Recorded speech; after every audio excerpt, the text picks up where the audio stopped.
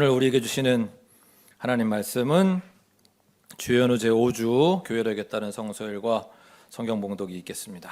이사야 40장 21절에서 31절의 말씀입니다. 너희가 나를 알지 못하였느냐? 너희가 듣지 못하였느냐? 태초부터 너희가 전해 들은 것이 아니냐? 너희는 땅의 기초가 어떻게 세워졌는지 알지 못하였느냐? 땅 위에 저 푸른 하늘에 계신 분께서 세상을 만드셨다. 땅에 사는 사람들은 하느님 보시기에는 메뚜기와 같을 뿐이다. 그는 하늘을 마치 엷은 휘장처럼 펴셔서 사람이 사는 장막처럼 쳐놓으셨다. 그는 통치자들을 허수아비로 만드시며 땅의 지배자들을 쓸모없는 사람으로 만드신다. 이 세상의 통치자들은 풀포기와 같다. 심기가 무섭게, 씨를 뿌리기가 무섭게, 뿌리를 내리기가 무섭게 하느님께서 입김을 부셔서 말려버리시니 마치 강풍에 날리는 건물과 같다. 거룩하신 분께서 말씀하신다. 그렇다면 너희가 나를 누구와 견주겠으며 나를 누구와 같다고 하겠느냐? 너희는 고개를 들어서 저 위를 바라보아라. 누가 이 모든 별을 창조하였느냐? 바로 그분께서 천체를 수요를 세워 불러내신다. 그는 능력이 많으시고 힘이 세셔서 하나하나 이름을 불러 나오게 하시니 하나도 빠진 일이 없다. 야곱아, 내가 어찌하여 불평하며 이스라엘아, 내가 어찌하여 불만을 토로하느냐? 어찌하여 주님께서는 나의 사정을 모르시고 하느님께서는 나의 정당한 권리를 지켜주시지 않는다 하느냐? 너는 알지 못하였느냐? 너는 듣지 못하였느냐? 주님은 영원하신 하나님이시다. 땅 끝까지 창조하신 분이시다. 그는 피곤을 느끼지 않으시며 지칠 줄을 모르시며 그 지혜가 무궁하신 분이시다. 피곤한 사람에게 힘을 주시며 기운을 잃은 사람에게 기력을 주시는 분이시다. 비록 젊은이들이 피곤하여 지치고 장장들이 맥없이 비틀거려도 오직 주님을 소망으로 삼는 사람은 새 힘을 얻으리니 독수리가 날개를 치며 솟아오르듯 올라갈 것이요 뛰어도 지치지 않으며 걸어도 피곤하지 않을 것이다. 오늘 우리에게 주시는 주님의 말씀입니다. 아멘.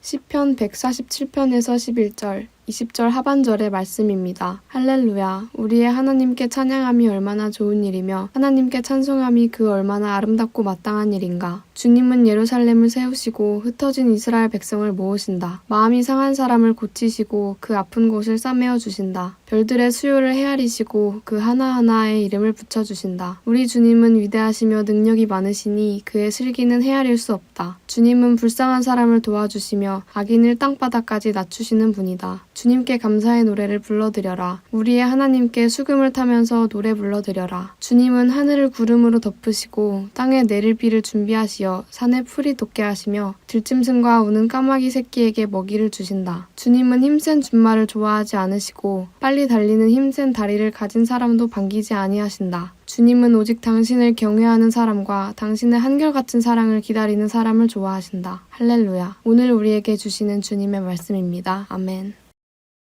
고린도전서 9장 16절에서 23절의 말씀입니다. 내가 복음을 전할지라도 그것이 나에게 자랑거리가 될 수 없습니다. 나는 어쩔 수 없이 그것을 해야만 합니다. 내가 복음을 전하지 않으면 나에게 화가 미칠 것입니다. 내가 자진해서 이 일을 하면 싹을 받을 것입니다. 그러나 내가 마지못해 하면 직무를 따라한 것입니다. 그리하면 내가 받을 싹은 무엇이겠습니까? 그것은 내가 복음을 전할 때 값없이 전하고 복음을 전하는 데 따르는 나의 권리를 이용하지 않는다는 그 사실입니다. 나는 어느 누구에게도 얽매이지 않은 자유로운 몸이지만 많은 사람을 얻으려고 스스로 모든 사람의 종이 되었습니다. 유대 사람들에게는 유대 사람을 얻으려고 유대 사람같이 되었습니다. 율법 아래에 있는 사람들에게는 내가 율법 아래에 있지 않으면서도 율법 아래에 있는 사람을 얻으려고 율법 아래에 있는 사람같이 되었습니다. 율법이 없이 사는 사람들에게는 내가 하나님의 율법이 없이 사는 사람이 아니라 그리스도의 율법 안에서 사는 사람이지만 율법 없이 사는 사람들을 얻으려고 율법 없이 사는 사람같이 되었습니다. 믿음이 약한 사람들에게는 약한 사람을 얻으려고 약한 사람이 되었습니다. 나는 모든 종류의 사람에게 모든 것이 다 되었습니다. 그것은 내가 어떻게 해서든지 그들 가운데서 몇 사람이라도 구원하려는 것입니다. 나는 복음을 위하여 이 모든 일을 하고 있습니다. 그것은 내가 복음의 복에 동참하기 위함입니다. 오늘 우리에게 주시는 주님의 말씀입니다. 아멘. 마가복음 1장 29절에서 39절 말씀입니다. 그들이 회당에서 나와서 곧바로 야고보와 요한과 함께 시몬과 안드레의 집으로 갔다. 마침 시몬의 장모가 열병으로 누워 있었는데 사람들이 그 사정을 예수께 말씀드렸다. 예수께서 그 여자에게 다가가셔서 그 손을 잡아 일으키시니 열병이 떠나고 그 여자는 그들의 시중을 들었다. 해가 져서 날이 저물 때에 사람들이 모든 병자와 귀신 들린 사람을 예수께로 데리고 왔다. 그리고 온 동네 사람이 문 앞에 모여들었다. 그는 온갖 병에 걸린 사람들을 고쳐주시고 많은 귀신을 내쫓으셨다. 예수께서는 귀신들이 말하는 것을 허락하지 않으셨다. 그들이 예수가 누구인지 알았기 때문이다. 아주 이른 새벽에 예수께서 일어나서 외딴 곳으로 나가셔서 거기에서 기도하고 계셨다. 그때 시몬과 그의 일행이 예수를 찾아 나섰다. 그들은 예수를 만나자 모든 선생님을 찾고 있습니다 하고 말하였다. 예수께서 그들에게 말씀하셨다. 가까운 여러 고을로 가자. 거기에서도 내가 말씀을 선포해야겠다. 나는 이 일을 하러 왔다. 예수께서 온 갈릴리와 여러 회당을 두루 찾아가셔서 말씀을 전하고 귀신을 쫓아내셨다. 오늘 우리에게 주시는 주님의 말씀입니다. 아멘. 기도드리고 설교 말씀 받도록 하겠습니다. 주님, 오늘도 저희에게 생명을 주심을 감사드립니다. 누군가는 정말 원했던 이 시간, 이 생명임을 기억하고 우리의 모든 순간들, 그리고 우리의 모든 만남들, 나와 관계 맺은 모든 사람들과 의 시간들을 귀하게 여기고 감사하게 여기며 살아갈 수 있는 저희 모두가 될 수 있도록 도와주시옵소서. 우리가 드리는 예배 주님께서 받으실 수 있는 예배 되기를 원합니다. 부족한 종 세우셨으니 성령과 진리로 함께하여 주옵소서. 주님께서 함께하심을 바라고 함께하심을 믿사오며 우리 주 예수 그리스도의 이름으로 기도합니다. 아멘. 지난 한 주도 주님을 따르기 위해 애쓴 여러분 모두를 주님의 이름으로 축복합니다. 오늘도 우리는 성부, 성자, 성령 삼위 하나님께서 우리에게 명하시는 생명의 길 그 위로 걸으며 주님을 따르고자 합니다. 우선 오늘 본문들 가운데 몇 군데 줄을 먼저 좀 치겠습니다. 오늘 설교의 요지와 관련 있는 부분들인데요. 이사야 본문에서는 27절입니다. 27절 안에 겹다운표 부분, 거기만 줄을 좀 쳐주시면 되는데, 오늘 이사야서 본문은 하나님께서 어떤 분이신지 말씀하시고, 우리가 두려워하는 24절 보시면 이 세상의 통치자들은 풀포기와 같다. 하나님께서 보시기엔 아무것도 아니다. 이제 이런 말씀. 그리고 그분의 창조에 대한 말씀을 하시고 27절에 야곱아 네가 어찌하여 불평하며 이스라엘아 네가 어찌하여 불만을 토로하느냐 어찌하여 주님께서는 나의 사정을 모르시고 하나님께서는 나의 정당한 권리를 지켜주시지 않는다 하느냐.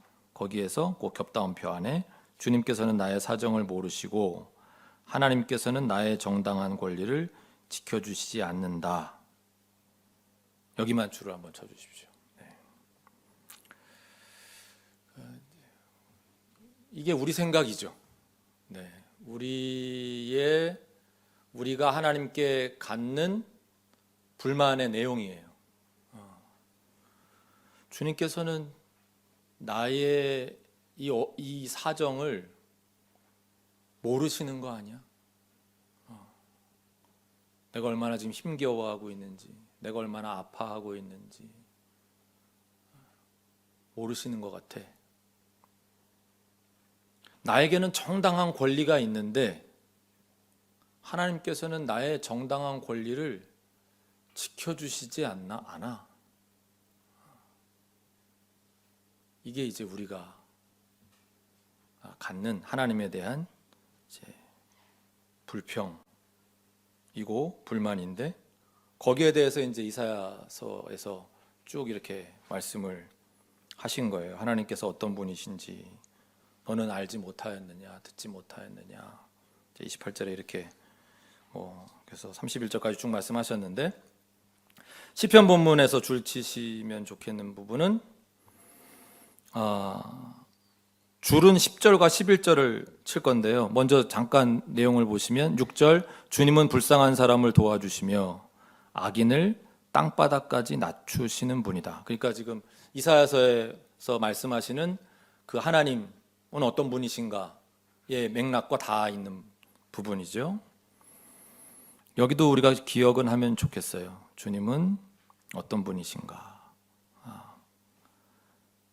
근데 오늘 요지와 관련돼서 핵심은 10절입니다. 같이 읽어볼까요? 시작. 주님은 힘센 준말을 좋아하지 않으시고 빨리 달리는 힘센 다리를 가진 사람도 반기지 아니하신다. 거기에다 꼭 줄을 쳐놓으시기 바라고. 11절, 주님은 오직 당신을 경외하는 사람과 당신의 한결같은 사랑을 기다리는 사람을 좋아하신다. 지난주일에 우리가 경외에 대해서 설교 말씀을 들었으니까 경외와 기다림에 대한 거는 여러분들이 좀 다른 시간에 묵상을 하기로 하시고, 설교 요지로 돌아오면 10절입니다. 주님은 힘센 준말을 좋아하지 않으신다. 빨리 달리는 힘센 다리를 가진 사람도 반기지 아니하신다. 고로 하나님은 칼 루이스, 벤 존슨, 일부 예배 때 제가 이렇게 하면서 나 저 옛날 사람인가 봐요. 언제적 칼 루이스, 벤 존슨이야. 요즘엔 누가 이런 다리를 가진 분인지 제가 잘 모르겠는데, 칼 루이스를 반기지 아니하신다 말씀하신 건가요? 지금 벤 존슨 난 넌 싫어 뭐 이렇게 말씀하신 그런 뜻은 아닐 텐데, 그러면 힘센 준마, 요즘으로 치면 이게 뭘까요? 이 힘센 준마가 여기서부터 가야 될 것 같아요. 하나님이 왜 좋아하지 않으시는지. 그러니까 이 힘센 그런, 그리고 날렵한 준마는 전쟁에 쓰였겠죠. 네. 요즘으로 치면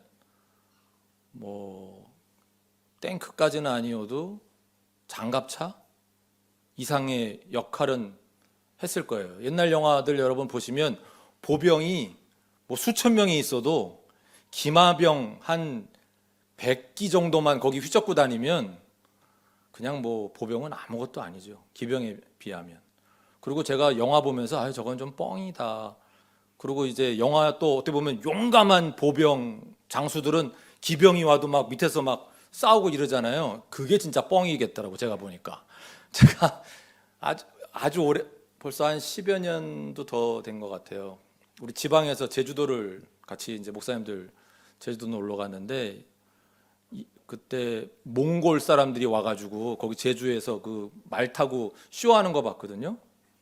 그리고 막 진짜 막 달려서 이렇게 오는데, 저는 이렇게 객석에 앉아 있는데도 와 진짜 무섭구나. 진짜 무서웠겠다. 내가 저 땅 밑에 내려가가지고 내가 칼 들고 지금 싸우겠다고 이러고 있는데, 창이나 막 이 긴 것 막 이런 거 그거 들고 말이 달려오면 와 싸울 엄두도 못 냈겠다. 진짜 무섭더라고요. 속도도 장난 아니고. 그러니까 준마는 전쟁을 상징하고, 준마는 누가 타요? 장수들이 타고, 그리고 진짜 좋은 말은 왕이 타고. 그러니까 하나님께서 좋아하지 않으신 건 전쟁, 그리고 아까 이사야서에서 언급했지만 하나님의 뜻과 상관없이 자기 힘으로 통치하려는 세상의 통치자들, 하나님 좋아하지 않으시는구나. 알 수 있죠. 왜 좋아하지 않으실까요?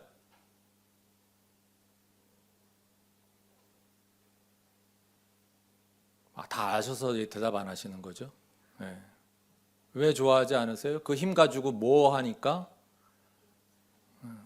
그 사람은 힘이 있으면 반드시 그 힘을 쓰려고 하죠. 그래서 전쟁도 일으키고 다른 사람 억압하고 차별하고.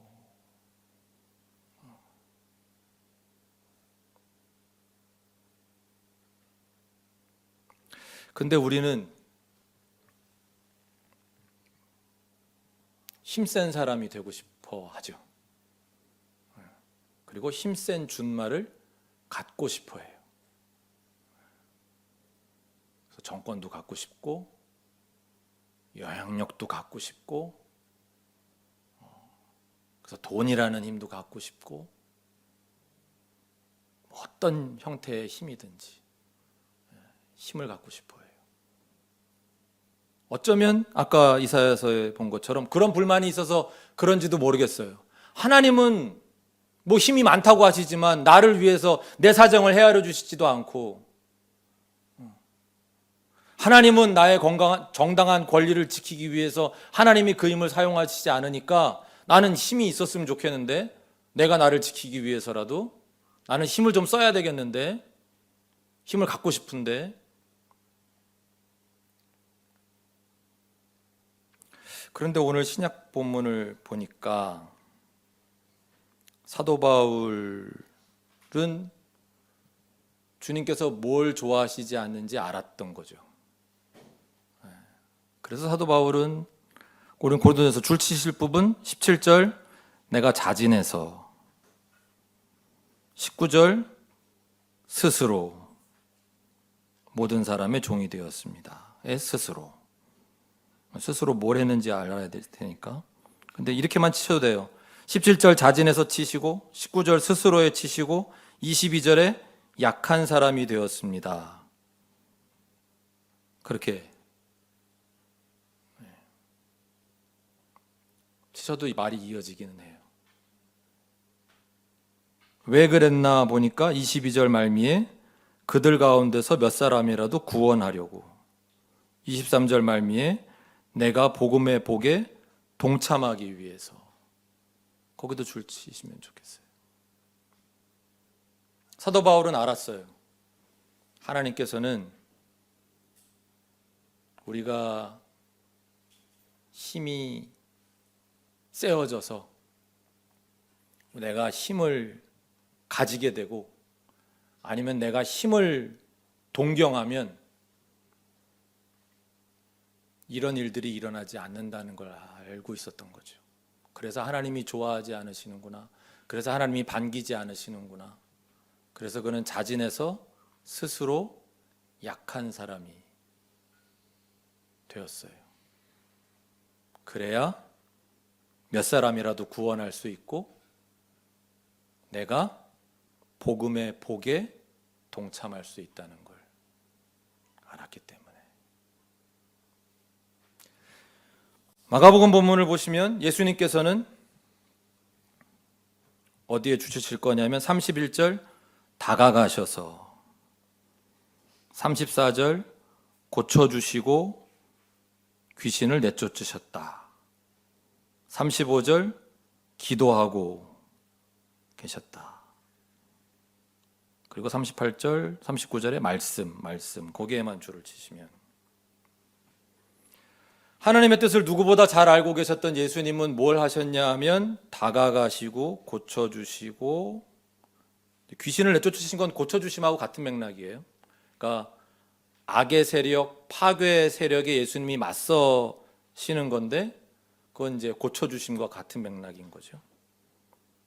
그러니까 다가가시고 고쳐주시고 기도하시고 말씀을 선포하심으로 하나님의 일을 감당하셨어요.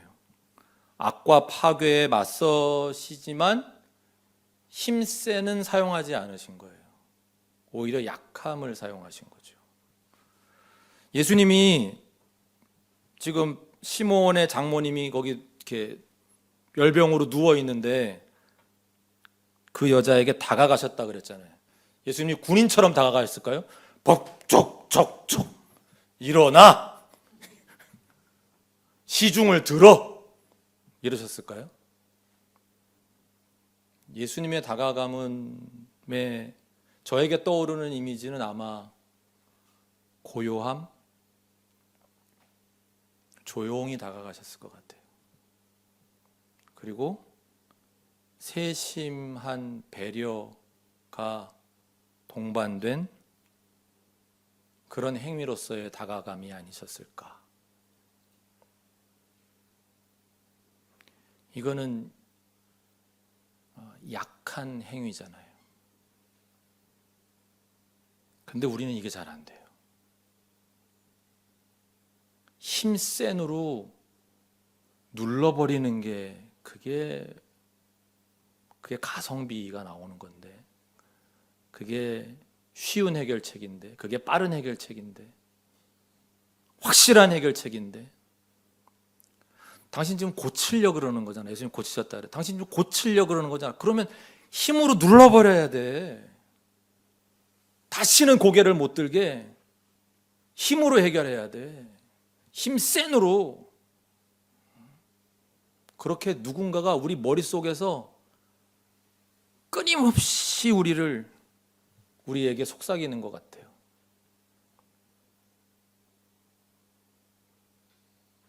우리가 받은 교육의 원뜻은 그건 아니었을 텐데, 그래서 잘못 적용한, 제가 자랄 때는 일제시대에 잔재가 남아있어서 그랬다고 그런지겠지만 요즘에는 왜 그런지 모르겠어요. 왜 아직도 그런 선생님들이 계신지 모르겠어요. 아주 소수죠. 아주 소수일 거예요. 대부분의 선생님들은 아마 이제는 잘 가르치실 거예요. 힘으로 아이들을, 오히려 아이들이나 학부모들이 너무 힘이 세서 요즘에는 문제인 거죠. 그 부모들은 또 왜 그럴까요? 힘을 써야만 내 권리를 지킬 수 있다고 믿으니까 그러겠죠. 우리의 문화가, 우리의 정치가 우리에게 보여주는 게 힘을 써야 돼. 힘이 세야 돼. 신자유주의 경제 질서가 우리에게 보여주는 것도 강한 놈이 살아남는 게 아니라 살아남은 놈이 강한 거야. 살아남으려면 어떻게든지 힘을 써야지. 힘을 모아야지. 돈이 힘이고 힘으로 고치는 거라고. 네가 고치지 못하는 이유는 힘이 약해서 그런 거라고. 힘센이 필요하다고 우리에게 끊임없이 이야기합니다. 주님은 고쳐주시고 귀신을 내쫓으셨지만, 그것으로 악과 파괴의 세력에 맞서셨지만 그분은 힘을 사용하시지 않았어요.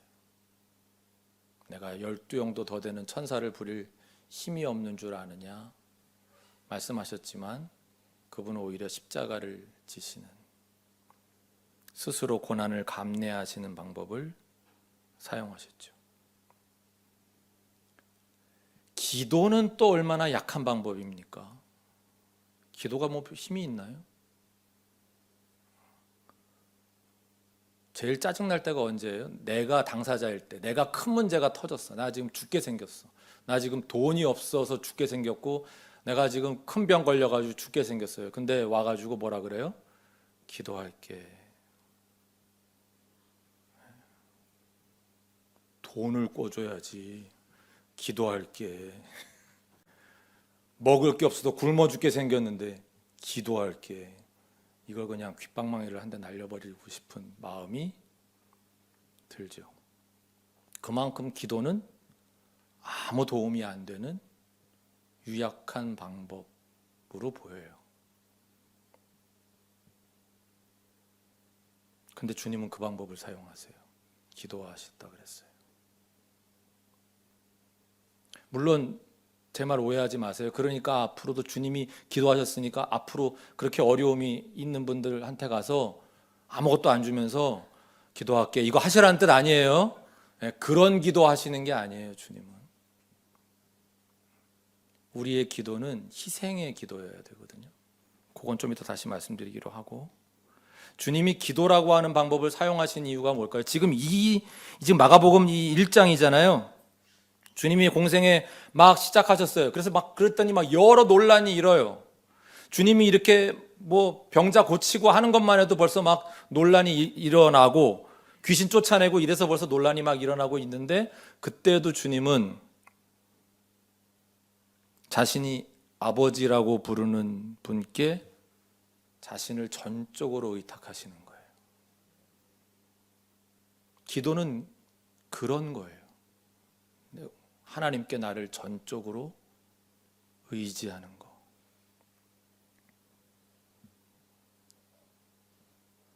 예수님은 하나님 나라가 공개적으로 선포된 아주 지금 너무 멋진 이날 밤에 아주 이른 새벽에 그 한밤중에 그 흥분으로 찬 하루를 보내면서 기도하셨어요. 그 성공을 이으면서 올바른 방향으로 내가 일하기 위해서는 하나님이 주시는 방향 감각이 필요하다는 걸 아셨기 때문에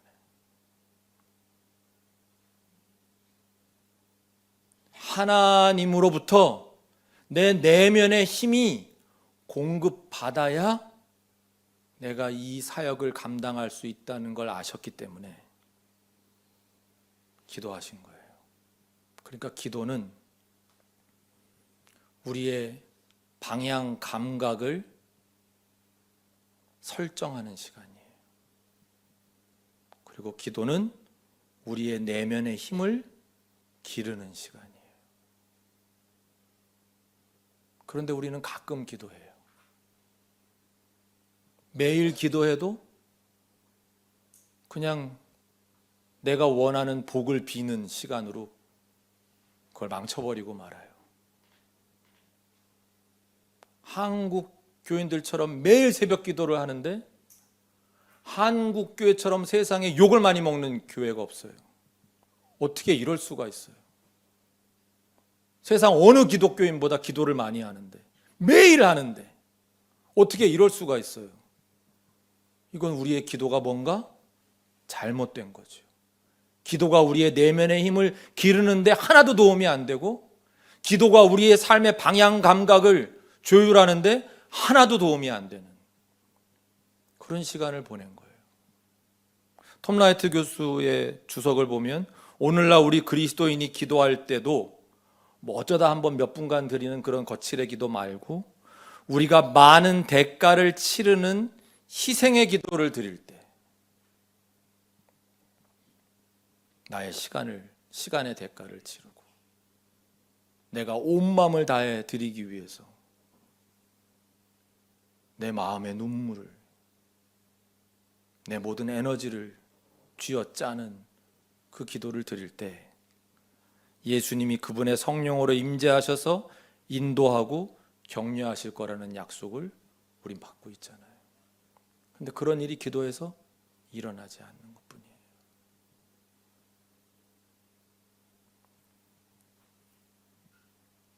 다가감, 고침, 기도함, 그리고 말씀.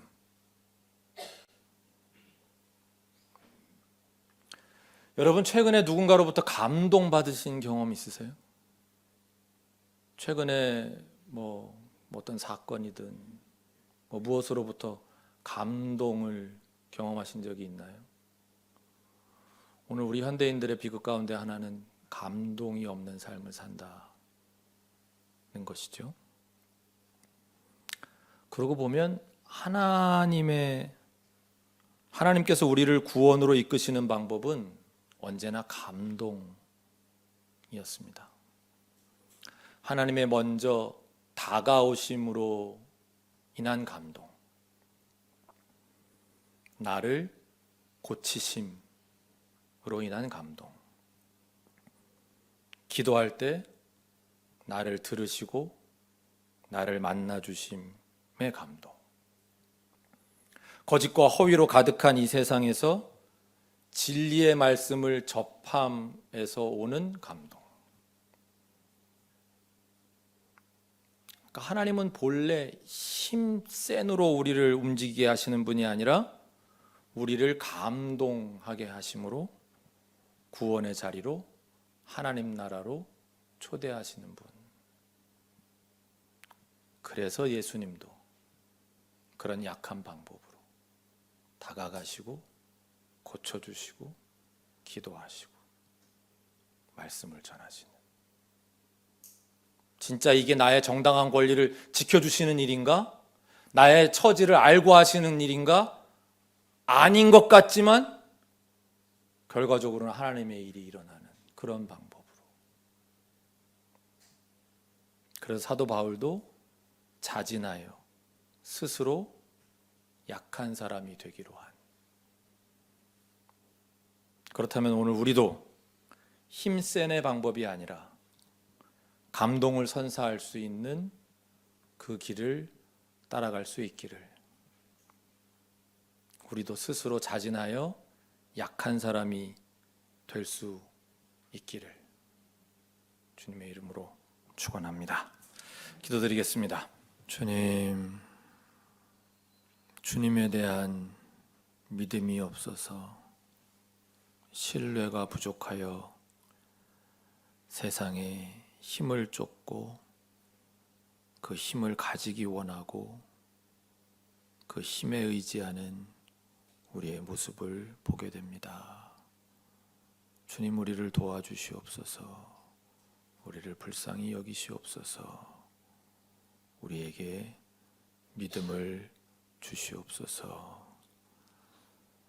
사도 바울이 깨달았던 것을 우리도 깨달을 수 있도록 도와 주시옵소서. 우리 주 예수 그리스도의 이름으로 기도합니다. 아멘.